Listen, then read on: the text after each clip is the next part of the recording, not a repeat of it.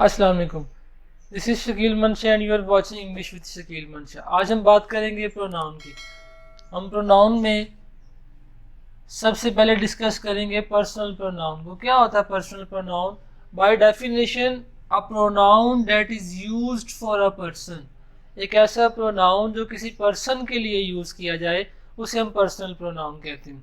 Person से क्या मुराद है? It can be used for human beings, for animals and even for non living things.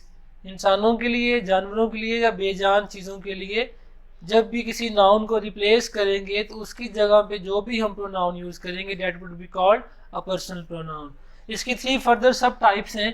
The first one is called first person pronoun, then we have second person pronoun and third person pronoun. First person pronoun is the one who speaks, जो बात करता है वो first person pronoun है। Second person pronoun is the one to whom first person pronoun speak, जिसके साथ वो बात करता है। या you can also say the second person pronoun is the listener. मैं अक्सर इस डायग्राम से बच्चों को समझाता हूँ। ये इमेजिन कर लें, दे आर टू पीपल, दो लोग हैं। This is first person and this is second person. जब ये बात करेगा तो ये बन जाएगा फर्स्ट पर्सन प्रोनाउन, और जब ये उस बात को सुनेगा तो ये होगा second person pronoun. Now remember one thing, first person pronoun and second person pronoun always change their roles. This is called turn taking. हम इसे turn taking कहते हैं, यानी अपनी अपनी बारी पे बात करना। तो जब भी हम बात कर रहे होते हैं, अगर दो लोग आपस में बात कर रहे हैं तो first person pronoun could be second person pronoun the next moment and second person pronoun could be the first person pronoun when he speaks. तो जो बात करेगा वो फर्स्ट पर्सन प्रोनाउन और जो सुनेगा वो second person pronoun. Simple rule ये है। और जब सुनने वाला बोल रहा होगा तो वो कुछ और होगा, और जब वो सुन रहा होगा तो वो कुछ और होगा। Third person pronoun is the one about whom we talk, इसके बारे में बात करते हैं। यहाँ पे देखिए, इसको मैंने साइड पे रखा है। अब यहाँ पे दो सिचुएशंस हैं। Third person pronoun can be the part of conversation और can not be the part of conversation.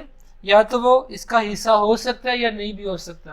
फर्ज करें ये दो आपस में बात कर रहे हैं और इसके बारे में बात कर रहे हैं, तो ये थर्ड पर्सन प्रोनाउन है।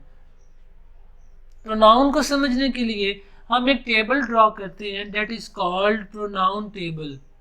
अब हमें याद है कि एक नाउन एक सेंटेंस में डिफरेंट पोजीशंस ले सकता है। The first one is subjective, यानी जब नाउन या प्रोनाउन सब्जेक्ट की जगह पे यूज होंगे तो that case is called subjective case. हम ये डिटेल से कर चुके हैं पहली वीडियोस में।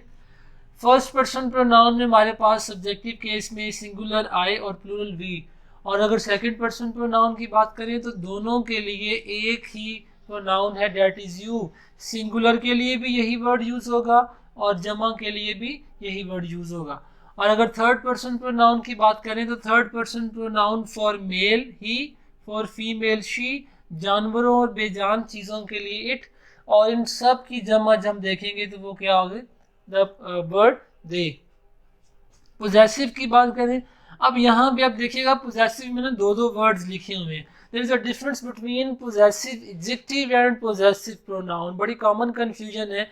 नॉर्मली हम क्या कर रहे होते हैं, जो पोजेसिव एडजेक्टिव्स होते हैं उन्हीं को हम पोजेसिव प्रोनाउन कह रहे होते हैं। ऐसा बिल्कुल भी नहीं है। आगे जाके इसको इंशाल्लाह मैं एक्सप्लेन करूंगा। Time being just remember my and our are the possessive adjectives. मैं एडीजी शॉर्ट लिख रहा हूँ इसके लिए। And mine and ours are possessive pronouns, remember.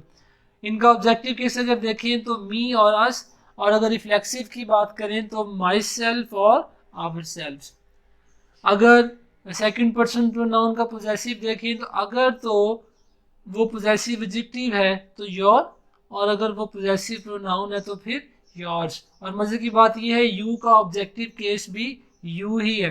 और अगर आप इसके रिफ्लेक्सिव केस की बात करें, अभी मैंने बात की कि सिंगुलर के लिए भी यही और जमा के लिए भी यही।